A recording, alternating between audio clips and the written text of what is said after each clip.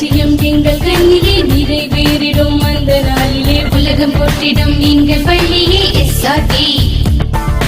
கல்வி பண்புகளை கண்ணின போற்று பள்ளிகள் யாவையும் கைவசமாக்கு. பள்ளியின் பேரை கேட்டால் சொல்லு SRT.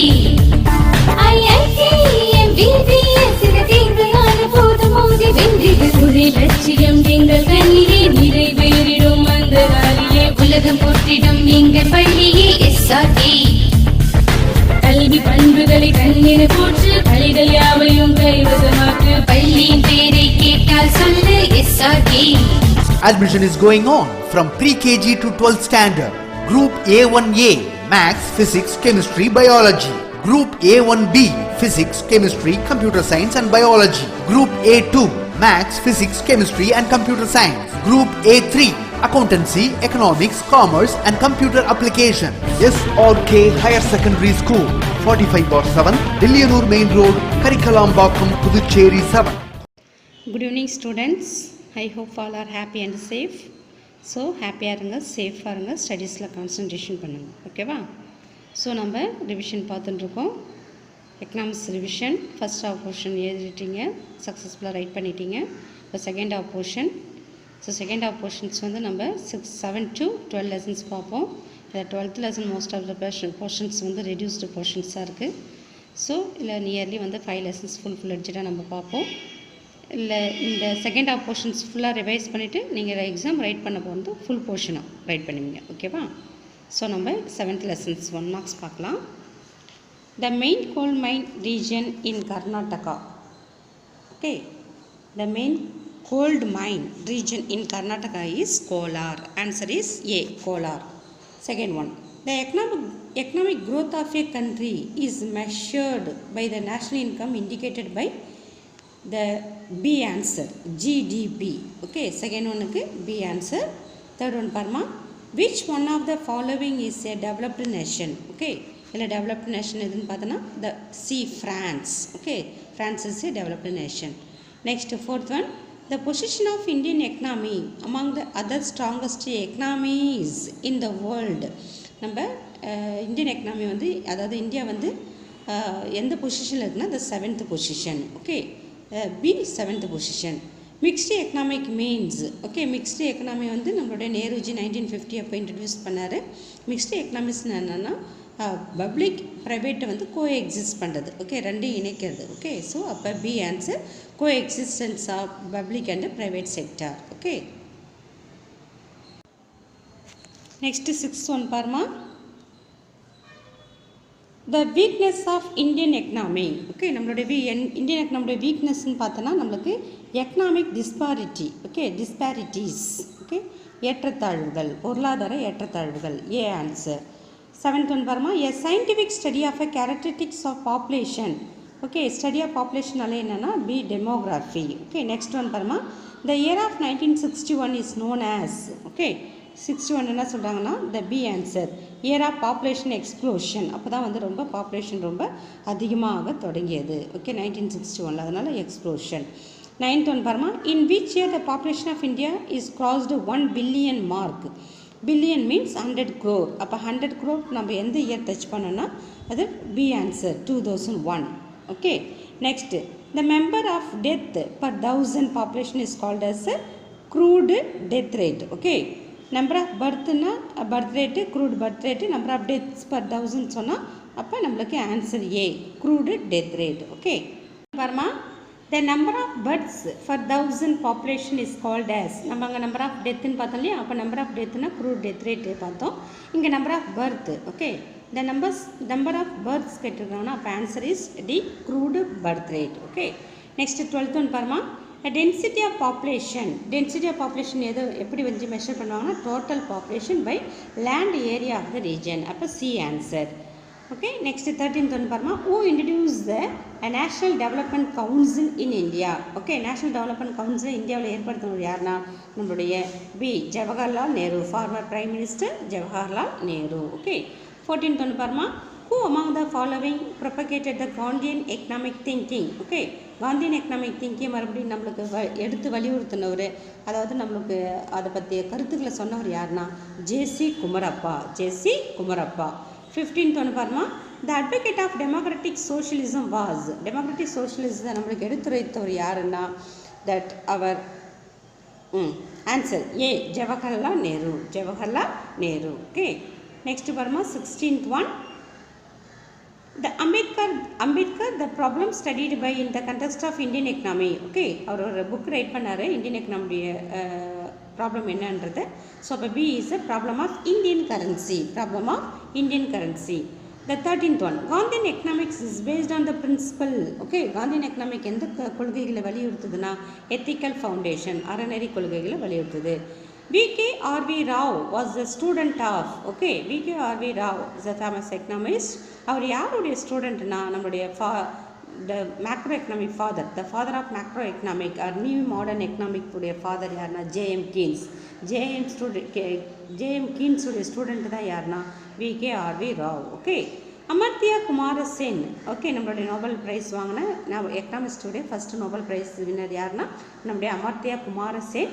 Receive the Nobel prize in economics. Okay, Nobel ப்ரைஸ்க்கு எக்கனாமிக்ஸ் வாங்கினாங்க. அவங்க எந்த இயர் வாங்கினாங்கன்னா ஏ 1998. ஓகே, 20th பாருமா, Thiruvalluvar economic ideas mainly dealt with. Okay, திருவள்ளுவருடைய பொருளாதார கருத்துக்களை வந்து அவர் எந்தெந்த தலைப்பில் நம்மளுக்கு திருக்குறள் மூலமாக சொல்லியிருந்தாருன்னா wealth, poverty, indicators of the society. ஃபக்கர்ஸ்னால் அது என்ன சொல்லுவோம் நம்மனா அதை நரகம்னு சொல்லுவோம், இல்லாட்டா பாவர்ட்டி தான் ரொம்ப கொடுமையானதுன்னு சொல்லுவோம். Okay, and agriculture. அப்போ எல்லாத்தையும் பற்றியும் மென்ஷன் பண்ணியிருக்காரு. Okay, so answer is D all of them, D all of them. அப்படி 21 மார்க்ஸ் ஒன் டைம் பார்த்துக்கோங்கம்மா. இப்போ நம்ம ஷார்ட் ஆன்சர்ஸ் பார்க்கலாமா?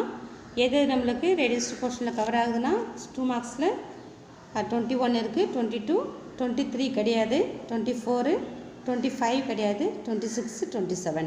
அப்போ இதில் ஒமிட்டட் எதுன்னு பார்த்தோன்னா 23 அண்டு 25. 23, 25 மட்டும் உங்களுக்கு ஒமிட்டட், மற்ற எல்லா கொஸ்டினும் இருக்குது. Okay, write the meaning of economic growth. Okay, let's take page number 143. 143 எங்கே இருக்குது பாருமா? A country's economic growth is usually measured by national income indicated by gross domestic product, GDP. Okay, so இப்போ GDP என்னன்னு சொல்கிறாங்கன்னா அது total money value or monetary value of goods and services produced by that country over a specific period of time, usually 1 year. Okay, so இப்போ நம்மளுக்கு national இன்கம்னாலே நம்ம டீட்டெயில்டாக பார்த்துருப்போம். National income is measure of total value of goods and services produced by an economy over a period of time. அதுதான் நம்மளுக்கு வந்து இங்கே என்ன சொல்கிறாங்கன்னா எக்கனாமிக் க்ரோத்துன்னு சொல்கிறாங்க. அப்போ எக்கனாமிக் க்ரோத் எதை பொறுத்து அமையும்னா அந்த கண்ட்ரியுடைய நேஷ்னல் இன்கத்தை பொறுத்து அமையும். Okay, is the first answer. Okay, next question பாருமா. Second question, state any 2 features of the developed economy. Okay, take page number 44. Okay, இங்கே இருக்குமா செகண்ட் கொஸ்டின் பாருமா, features of a developed economy. So நம்ம short answer தான் கேட்டிருக்காங்க. நீங்கள் இனி ஒரு 5 or 7 or 10 கூட ரைட் பண்ணலாம். ஆனால் எல்லாத்தையுமே பற்றி எல்லா டாப்பிக்கும் ஃபஸ்ட்டு தெரிஞ்சுக்கோங்க. ஃபியூச்சர்ஸ். ஓகே, சிறப்பம்சங்கள். ஒரு டெவலப்டு எக்கனாமின்னா அந்த கண்ட்ரியில் என்னென்ன ஃபியூச்சர்ஸ் இருக்குன்னு பார்க்குறாங்க. ஃபஸ்ட் ஒன்று ஹை நேஷ்னல் இன்கம் இருக்கும், high per capita income, high standard of living, full employment of resources, dominance of industrial sector, high level of technology, high industrializations, high consumption level, high level of urbanization, smooth economic growth, social equity, gender equality and low levels of poverty and political stability and good governance. Okay, this is the second answer. Okay, next 24th question ma, point out any one features of Indian economy. Page number 144 irukkarma. India has a mixed economy. Okay, one of the ஒரு speeches தான் கேட்டிருக்காங்க. So Indian economy is a typical example of mixed economy. This means both private and public sectors coexist and function smoothly. Okay, ரெண்டு செக்டார்ஸும், அதாவது private செக்டார்ஸும் public செக்டார்ஸும் coexist, அதாவது ஒன்றா இணைஞ்சு functions வந்து ஸ்மூத்தாக கொண்டு போகிறது. On one side, some of the fundamental and heavy industrial unit are being operated under the public sector, while due to the liberalization of economy, the private sector has gained importance. This makes it a perfect model for public-private partnership. அப்போ ரெண்டு சேர்ந்து ஒன்றா செயல்படுறாங்க. அப்போ பப்ளிக்னாலே வந்து social வெல்ஃபேரை boost up பண்ணுவாங்க. ப்ரைவேட்னாலே வந்துன்னா profit motive. அப்போ ப்ராஃபிட் மோட்டிவ் இருக்குது, அது சைட் பை சைடு வந்து சோஷியல் வெல்ஃபேர் இருக்கிறதுனால so India is a mixed economy. அது ஃபங்க்ஷன் வந்து ரொம்ப ஸ்மூத்தாக இருக்குன்றாங்க. ஸோ அப்போ இதான் வந்து 24th answer. Okay, next question parma, the choice of technique. Okay, so this one is the 26th one. Okay, 25th one omitted it, 26th one. Since choice of technique was a research work, okay, அவருடைய research work, Amartya சென்னுடைய research work மாதிரி வேறு ஆர்கியூடால் என்ன சொல்லியிருக்காங்கன்னா, that in the labour surplus economy generation of employment cannot be increase at the initial stage. Okay, அதாவது labour surplus economy, ரொம்ப labours ரொம்ப அதிகமாக இருக்கிற கேபிட்டல் எக்கனாமின்னா ரொம்ப நிறைய பேருக்கு வேலைவாய்ப்பை ஏற்படுத்தலாம். ஆனால் லேபர்ஸ் வந்து ரொம்ப சர்ப்ளஸாக இருக்கிறதுனால வந்து இனிஷியல் ஸ்டேஜ்லேயே வந்து ஒரு கேபிட்டல் டெக்னிக் ஆரம்பிச்சிருந்தா கூட அதனுடைய இனிஷியல் ஸ்டேஜ்லேயே வந்து எல்லாருக்கும் வேலைவாய்ப்பை ஏற்படுத்த முடியாதுன்றத கருத்தை வந்து அவர் சாய்ஸ் ஆஃப் டெக்னிக்ன்ற யார் சென்ஸ் அமர்த்தியா சென் இருக்காங்களே, first Nobel prize winner Amartya Kumar Sen அவங்க சொல்லியிருக்காங்க. ஸோ என்ன சொல்லியிருக்காங்கன்னா, that labour surplus economy generation of employment cannot be increased at the initial stage. Okay, எந்த ஒரு இதுலன்னா by the adaptation of capital intensive technique. Okay, this is the answer of the 26th question. Okay, நெக்ஸ்ட்மா 27th question, list out the reasons for the low per capital income as given by the V.K.R.V. Rao. Okay, low per capital income வர்றதுக்கான காரணம் என்ன, தனிநபர் வருமானம் ரொம்ப கம்மியாக இருக்கிறதுக்கு என்ன காரணம். ஓகே, ஸோ ஃபர்ஸ்ட் ஒன் பாருமா, uneconomic holding. Okay, page number 159ல் uneconomic holdings with sub divisions and fragmentation, low level of water availability of crops. Okay, okay, uneconomic holdings with sub division and fragmentation, நிலத்தில் வந்து குறு சிறு நிலங்களாக வந்து ரொம்ப பிரிச்சு இருக்கிறதுனால அதனால் வந்து ஸ்மூத்தான கல்டிவேஷன் இருக்க மாட்டேன்து. செகண்ட் ஒன்று, low levels of water availability for கிராப்ஸ்க்கு வந்து மழை டைமில் ரெய்னி சீசனில் நம்ம கிராப்ஸ் கல்டிவேஷன் பண்ணால் கூட ரெய்னி இல்லாத சீசனில், அதாவது சம்மர் சீசனில் அதுக்கான வாட்டர் அவைலபிலிட்டி இல்லை, அதாவது இரிகேஷன் ஃபெசிலிட்டி இல்லை. And next one third one பாருங்கள், excess population pressure on agriculture due to the absence of the large industrial sectors இருந்ததுன்னா அக்ரிகல்ச்சர் வேலை இல்லாதவங்களுக்கு, அதாவது அக்ரிகல்ச்சரில் ஈடுபடாத மக்கள் வந்து இண்டஸ்ட்ரியில் ஈடுபடுவாங்க. அப்போ இண்டஸ்ட்ரியல் செக்டார் இல்லாததுனால எல்லாருமே அக்ரிகல்ச்சரை டிபெண்ட் பண்ணியே இருக்கிறதுனால அங்கே லேபர் ரொம்ப அதிகமாக இருக்கிறாங்க, வேலையில்லா திண்டாட்டம் அங்கே அதிகமாக இருக்குது. ஸோ இதுவும் ஒன்று சொல்கிறாங்க. இந்த fourth one is the absence of capital உடைய, அதாவது மூலதனம் ரொம்ப கம்மியான நாடாக இருக்குது நம்மளுக்கு. ஓகே, இன்கம் இருந்ததுன்னா சேவிங் அதிகமாக இருக்கும், சேவிங் அதிகமாக இருந்ததுன்னா இன்வெஸ்ட்மெண்ட் அதிகமாக இருக்கும், இன்வெஸ்ட்மெண்ட் அதிகமாக இருந்ததுன்னா நம்மளுடைய இன்கம் நம்மளுடைய கேபிட்டல் ரொம்ப கேபிட்டலுடைய அதிகம் வந்து, தட் மீன் கேபிட்டலுடைய வெல்த், அதாவது வெல்த் ரிசோர்ஸஸ், கேபிட்டலோட ரிசர்வ்ஸ் ரொம்ப அதிகமாக இருக்கும். கேபிட்டல் ஃபார்மேஷன் இல்லை, அதனால எகெயின் நம்மளுக்கு எதுலேயும் வந்து இன்வெஸ்ட்மெண்ட் அதிகமாக பண்ண முடியல, ஆட்டோமேட்டிக்காக நம்மளுடைய நேஷனல் இன்கமும் கம்மியாகுது, நம்மளுடைய பர்சனல் இன்கமும் கம்மியாகுது. ஸோ அப்போ absence of capital. Fifth one, absence of autonomy in the currency policy and in general in monetary matters encouraging the holding of gold. Okay, அது மட்டும் இல்லாமல் மானிட்டரினாலே என்னென்னா கோல்டு ஹேவிங், அதாவது கோல்டுடைய இருப்புக்கு ஏற்ற மாதிரி தான் நம்மளுடைய மணி வேல்யூ ஃபிக்ஸ் பண்ணுவாங்க. ஸோ அதுவும் இருக்கிறதுனால நம்மளுக்கு ரொம்பவே பர் கேபிட்டல் இன்கம் ரொம்ப கம்மியாக இருக்குது. ஓகே, அப்படி இந்த கொஸ்டின் பார்த்துக்குமா, இதோட ஷார்ட் ஆன்சர்ஸ் நம்மளுக்கு முடியுது. இப்போ நம்ம 3 மார்க்ஸ் பார்க்கலாம். ஓகேவா, இப்போ 3 மார்க்ஸ் பார்க்கலாமா. 28th question, economic development. Okay, economic development பாருமா, இந்த சைட் இங்கே இருப்பாரு. The level of economic development. Okay, the level of economic development is indicated not just by GDP மட்டும் நம்ம மெஷர் பண்ண போதாது.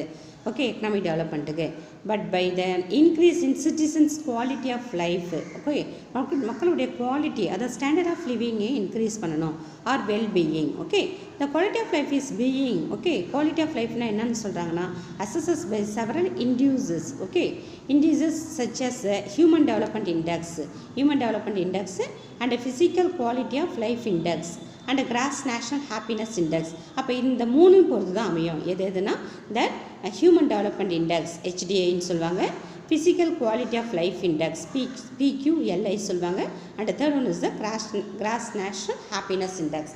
இதை 3 பொறுத்து தான் எது அமைனா கண்ட்ரியுடைய எக்கனாமிக் டெவலப்மெண்ட், பொருளாதார வளர்ச்சின்னு ஒன்று இருக்குன்னு சொல்கிறாங்க. ஓகே, அப்படி கொஸ்டின் பாருமா, 3 marks. State 29th state Ambedkar economic ideas on agriculture economics. Okay, take page number 157. Okay, இங்க இருக்கு பாருமா. In 18 Ambedkar publish a paper. என்ன பேப்பர் என்ன பப்ளிஷ் பண்ணாங்கன்னா small holding in India under there remedies. Okay, small holding சின்ன சின்ன குறு நிலங்களாக வச்சுன்னு இருந்தாலும் அதனுடைய குறைகளும் வந்து நம்மளுக்கு சொல்லியிருந்தாங்க அந்த புக்கில். Sitting Adam Smith. Okay, the same எதை போலனா வெல்த் ஆஃப் நேஷன். எதை பொறுத்தனா ஆடம் ஸ்மித்தோட வெல்த் ஆஃப் நேஷனில் வந்து வெல்த் எப்படி வந்து நம்ம பெருக்கணும், ஐ மீன் பொருள் செல்வத்தை எப்படி நம்ம க்ரியேட் பண்ணணும், எப்படி வந்து அதை யூஸ் பண்ணணும்னு சொல்லியிருந்தாங்களோ அதே போல் இவர் வந்து லேண்ட் ஹோல்டிங் பற்றி சொல்லியிருந்தாங்க நம்மளுடைய அம்பேத்கர்.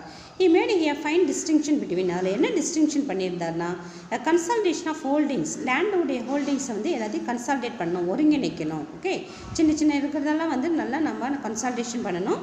அதுக்கப்புறம் அதை வந்து என்லார்ஜ்மெண்ட் பண்ணணும், enlargement of holding. Okay, consolidation of holding and enlargement of holding. Okay, this one is the second 3 marks உடைய answer. Okay, village Sarvodaya. Okay, according to Gandhi, a real India was to be found in villages and not in towns and cities. Okay, நம்மளுடைய real village அதான் வந்து villages are backbone of India னு கூட சொல்லியிருப்பாங்க நம்மளுடைய Jawaharlal Gandhiji.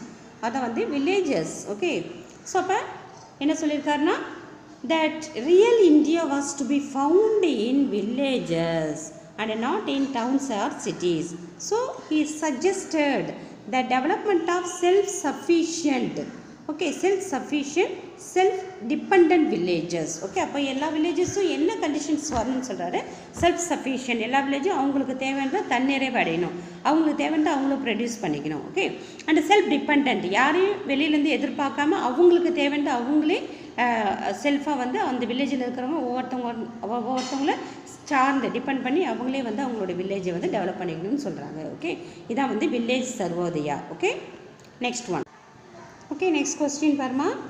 Right a strategy of Jawaharlal Nehru in India's planning. Okay, India's planning. Okay, 156ல இருக்கு பாருமா.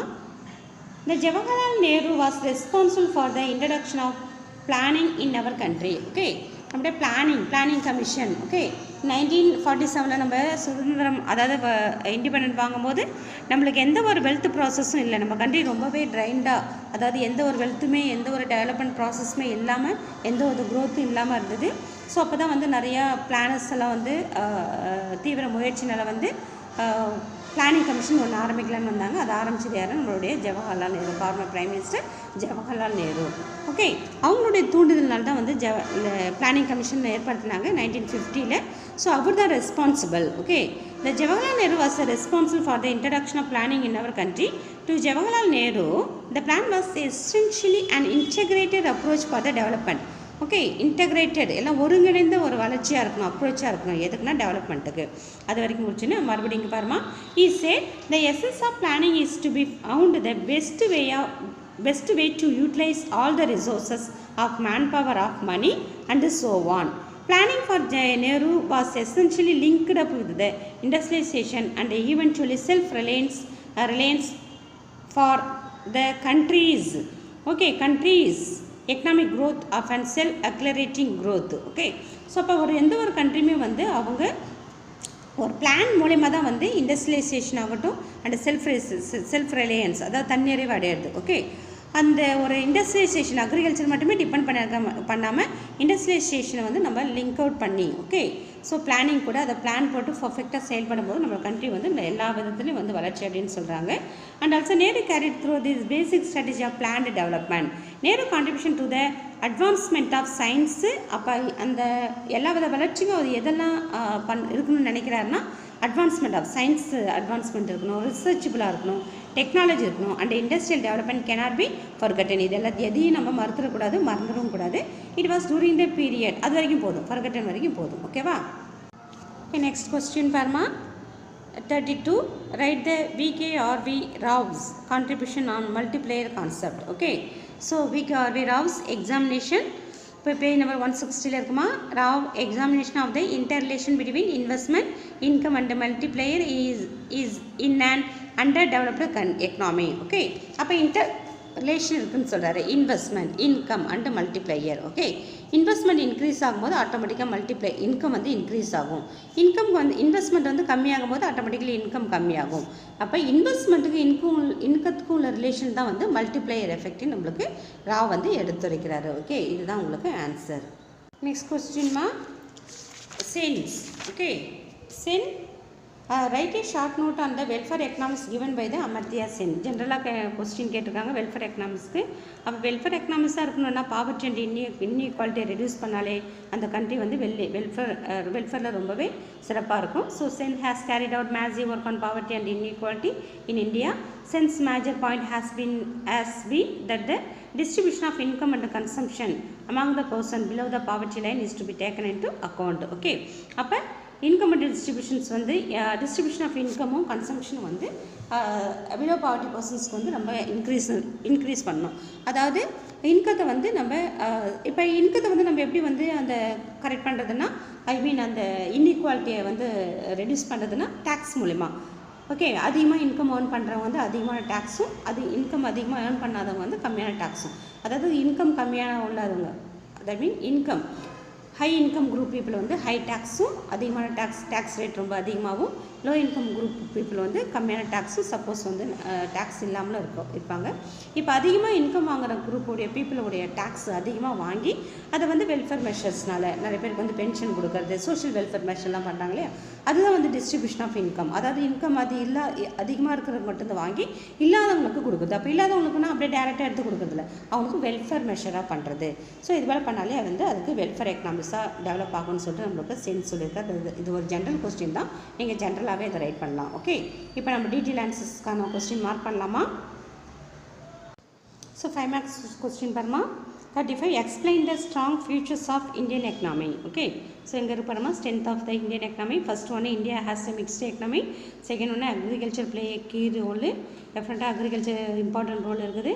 Emerging market உடைய development process நல்லாவே இருக்குது. Emerging economy country உடைய வந்து எழுச்சி ஆகுது, நல்லா growth ஆகுது, growth processல இருக்குது. Fifth one, fast growing economy. Sixth one, fast growing service sectors. And 7th one is a large domestic consumption. Okay, 8th one, rapid growth of urban areas. 9th one is a stable macro economy. Okay, 10th one is the demographic dividend. Okay, so in the 10 points நீங்கள் வந்து any 5 points write பண்ணலாம் 5 marks. Okay, this is the answer. Next வந்து 37 வந்து உங்களுக்கு omitted. 37 பாருமா, bring out the Jawaharlal Nehru contribution of the ideas of the economic development. இது வந்து page number 156ல answer இருக்குமா. இங்கே இருப்பாருமா, Jawaharlal Nehru demography and social secularism and planning, B with the planning, C the democratic socialism. இந்த 3 point உங்களுக்கு write பண்ணால் உங்களுக்கு அதனுடைய answer. Next write a brief note on Gandhian economic ideas. Gandhian economic idea 155ல் இருக்கு பாருமா, காந்தியன் எக்கனாமிக் ஐடியா இங்கே இருக்கு பாருமா. So salient features of the Gandhian economic thoughts. First one village republics, second one தான் அந்த machinery, third one is industrialism, fourth one is a decentralization, fifth one is a village sarvadiya, அது 2 marksல பார்த்தோம்.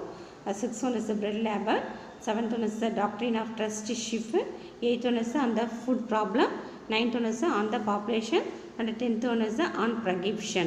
Okay, so இந்த 10 pointsல நீங்கள் any 5 points right பண்ணால் உங்களுக்கு அந்த 5 marks ஒரு ஆன்சர் ஃபுல்ஃபில் ஆகும். ஓகே, ஸோ இப்போ நம்ம 7th லெசன் ஃபுல்லாக தரவாக பார்த்துட்டோம். அப்படியே ஒன் டைம் ரீகேப் பண்ணிக்கோங்க. ஓகேவா, இப்போ நம்ம 8th லெசன் போகலாம். ஓகே ஸ்டூடெண்ட்ஸ், இப்போ நம்ம 8th லெசன்ஸுடைய 1 marks பார்க்கலாம். த அரைவல் ஆஃப் வாஸ்கோ ட காமா இன் கேலிக்கேட் இந்தியா. ஓகே, இந்தியாவில் கேலிக்கேட்டில் வந்து இறங்கினாங்க வாஸ்கோ ட காமா, போர்ச்சுகீஸ் மாலுமின்னு சொல்லுவாங்க. எப்போன்னா in year 1498. Okay, A answer 1498. Okay, in second question பாருமா. In 1614 sir Thomas Roe was successful in getting permission from. Okay, sir Thomas Roe அவங்க வந்துட்டு யார்கிட்ட வந்து பர்மிஷன் வாங்கினாங்க ட்ரேட் பிஸ்னஸ் பண்ணுறதுக்கு, இந்தியாவில் ட்ரேட் பிஸ்னஸ் பண்ணுறதுக்கு? ஜஹாங்கீர் தான் பர்மிஷன் வாங்குறாங்க, அவங்களும் பர்மிஷன் கொடுத்தாங்க. ஓகே, நெக்ஸ்ட் தேர்ட் ஒன் பாருங்கள். The power of governance in India was transferred from East India Company to British crown. Okay, East இந்தியாவில் தான் வந்து ஆரம்ப காலத்தில் ரூல் பண்ணியிருந்தாங்க. ஸோ அதுக்கப்புறம் வந்து பிரிட்டிஷ் க்ரோன் கிட்ட பவர் வந்து கொடுத்தாங்க. எந்த இயர்னா இன் 1858. அப்போ தான் வந்து குயின் விக்டோரியா ப்ரோக்ளமேஷன் சொல்லிட்டு ஒன்று அனௌன்ஸ் பண்ணி அது மூலயமா வந்து நிறையா ஸ்கீம்ஸ் எல்லாம் இன்ட்ரடியூஸ் பண்ணியிருந்தாங்க. அதுபோல் வந்து ஈஸ்ட் இந்தியா கம்பெனிக்கிட்ட இந்த பவர் வந்து யார் கையில் போச்சுன்னா டைரெக்டாக British crown. Okay, so year is so third one answer is B. Okay, 1858. Okay, next 4th question பாருமா.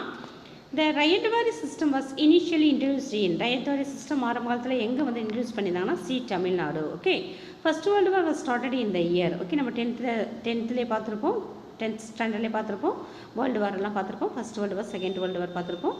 ஃபர்ஸ்ட் வேர்ல்டு வார் இயர் வந்து 1914 to 1918, செகண்ட் வேர்ல்டு வார் வந்து 1939 to 1945. அப்போ இங்கே கொஸ்டின் என்ன கேட்டிருக்காங்க, ஃபர்ஸ்ட் வேர்ல்டு வார். ஓகே, அப்போ first world war 1914. Okay, when did government of India declare its first industrial policy? First industrial policy எப்போ வந்து இந்தியா வந்து இன்ட்ரடியூஸ் பண்ணாங்கன்னா சி ஆன்சர் இன் 1948. ஓகே, 7th question பாருமா, the objectives of the industrial policy 1956 was. Okay, industrial பாலிசியுடைய first main industry, அதாவது 1956ல் என்ன எது வந்து குறிக்கோளாக இருந்ததுன்னா develop the heavy industries. 8th one பாருமா, the industry which was reserved in 1993. Reserves எதை பண்ணாங்கன்னா B mining of copper and zinc. Okay, 9th one பாருமா, the father of green revolution in India was. Okay, MS Swaminathan. A answer MS Swaminathan. 10th one பாருமா, how many commercial banks were nationalised in 1969. Okay, நிறைய banks எல்லாம் வந்து ப்ரைவேட்டைசேஷனாக இருந்தது, private bank தான் இருந்தது ஆரம்ப காலகட்டத்தில். அது வந்து நிறைய வந்து நேஷ்னலைசேஷன் பண்ணாங்க. நேஷ்னலைசேஷன் பண்ணதுக்கான மெயின் அப்ஜெக்டிவ் வந்து சோஷியல் வெல்ஃபேர். எல்லாருக்குமானதாக இருக்கும் அந்த பேங்க்கு. அந்த பேங்க்லேருந்து எல்லா தரப்பட்ட மக்களும், அதாவது ரிச் பீப்புள் ஆகட்டும், ரிச் பீப்புள் மட்டுமே தான் வாங்கிட்டு இருந்தாங்க. அதாவது இன்ஃப்ளூயன்ஸ் உள்ளவங்க மட்டும்தான் அந்த பேங்க்கில் வந்து எந்த ஒரு லோன் ஃபெசிலிட்டி வாங்கிட்டு இருந்தாங்க. அது வந்து எல்லாருக்குமானதாக இருக்கணும். அப்போ கவர்மெண்ட் ஆக்கினா மட்டும்தான் எல்லாருக்கான அது லோன் ஆஃபர்லாம் கொடுப்பாங்கன்ட்டு தான் வந்து அதை நேஷ்னலைசேஷன் பண்ணாங்க. அதோட மெயின் மோட்டிவ் வந்து சோஷியல் வெல்ஃபேர். ஓகே, அப்போ எத்தனை பேங்க்ஸ் வந்து 1969 வந்து நேஷ்னலைசேஷன் பண்ணாங்கன்னா 14 பேங்க் வந்து அங்கே நேஷ்னலைசேஷன் பண்ணாங்க. ஓகேவா, நெக்ஸ்ட் கொஸ்டின் பாருமா, the main objectives of the nationalisation of bank. இப்போ மேலே நேஷ்னலைசேஷன் பண்ணாங்கன்னு சொன்னால் அதோட மெயின் மோட்டிவ் வந்து பி சோஷியல் வெல்ஃபேர். 12th பாருமா, the planning commission was set up in the year. Jawaharlal Nehru planning commission ஒன்று ஆரம்பிச்சாங்கல்லம்மா, அது எந்த இயர் 1950. அதை தான் இப்போ வந்து என்னன்னு மாற்றிட்டாங்கன்னா 2015 நிதி ஆயோக்னு மாற்றிட்டாங்க. ஓகே, நெக்ஸ்ட் 13th கொஸ்டின் பாருமா, in the first 5-year plan the top priority was given to dash sector. First 5-year plan, அதாவது 1950 வந்து பிளானிங் கமிஷன் ஆரம்பித்தாங்க. ஃபஸ்ட் இயர், அதாவது 1951 to 56 வந்து ஃபஸ்ட்டு 5-year பிளானுடைய பீரியட் அது. அப்போ ஃபஸ்ட்டு 5-year பிளானுடைய டார்கெட்டும் அதனுடைய ப்ரியாரிட்டி, எதுக்கு ப்ரியாரிட்டினா ரொம்ப இம்பார்ட்டன்ஸ், வெரி ஹை இம்பார்ட்டன்ஸ். எதுக்குன்னா C answer agriculture. Okay, next the 10th 5-year plan period was. Okay, 10th 5-year plan period வந்து எந்த இயர்னா 2002 to 2007. ஓகே, 15th question பாருமா, according to HDR human development rates. Okay, development index. ஓகேம்மா, human development rates. Okay, இல்லாட்டா report. Okay, according to HDR India ரேங்க்கு. Okay, எந்த ரேங்க்கில் இருக்குதுன்னா B. Okay, 1931. Okay, annual plan formed. Okay, formed இந்த year. Annual plan எப்போ கொண்டு வந்தாங்கன்னா இந்த இயர் பி ஆன்சர்மா 1990 to 92. Okay, 1990 to 1992. Okay, next பாருமா 17th one, the oldest large scale industry in India, cotton textile industry. Okay, A answer. 18th one பாருமா, human development index was developed by. Okay, human development index develop பண்ண person யாருன்னா நம்மளுக்கு C Amartya Sen. Okay, 19th question பாருமா, the main theme of 12th 5-year plan. Okay, 12th 5-year plan உடைய main theme எதுனா D, faster, more inclusive and sustainable growth. Okay, 20th one பாருமா, PQLI. Okay, PQLI was developed by. Okay, PQLI develop பண்ணது யாருன்னா, PQLI னா physical quality of life index மா, அதை develop பண்ணது யாருன்னா C. Morris. Okay, so this is 1 marks. அப்படியே one time பார்த்துக்கோங்கம்மா. இது 8th lesson 1 marks. இப்போ நம்ம ஷார்ட் ஆன்சர், டீட்டெயில் ஆன்சர் பார்க்கலாம். Character, knowledge, confidence. SRK Higher Secondary School, Curriculum Parkland. I know my school, SRK. Best of the best is SRK. Bright future means SRK. Quality education, SRK. Knowledge forever, love forever. Faithful friends to see for sure. Lovely teachers can promise them. What's the culture we will start them? I know my school, SRK. Best of the best.